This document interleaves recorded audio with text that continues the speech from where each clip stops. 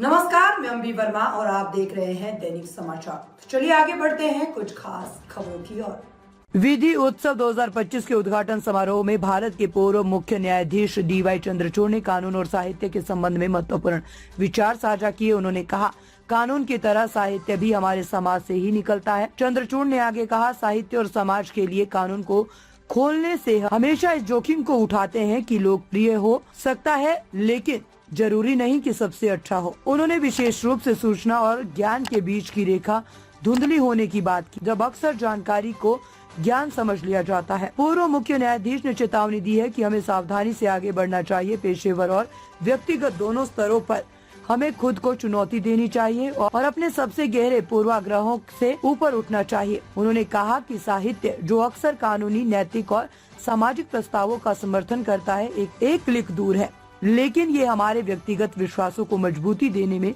नुकसानदायक हो सकता है। उन्होंने अंत में कहा, हमारा काम कानून की सीमाओं का विस्तार करना है, न कि उन सीमाओं को सीमित या बाधित करने के लिए साहित्य का उपयोग करना चाहिए। Like law, literature emerges from our society, and like society, it is far from being monolithic.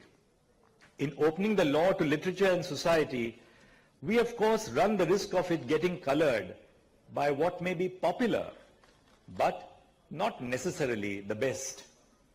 Especially in a day and age where information is often mistaken for knowledge, and the line between fact and fiction is blurred in the process, we must proceed with caution.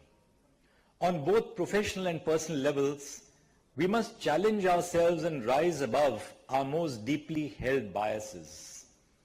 Literature that would support nearly every proposition under the sun, legal, moral, or social, is simply a click away. It is not enough to scour for pliant authorities, to save a personal belief, because find we will. To read literature that fortifies our individual beliefs is reductive at best and divisive at worst. As professionals interested in the onward march of our constitutional values, our job is to expand the frontiers of the law and not to deploy literature to constrict or restrain those boundaries. Therefore, I'll conclude by making this appeal to all of you that the true worth of literature is not to fortify, not just to affirm, but to challenge.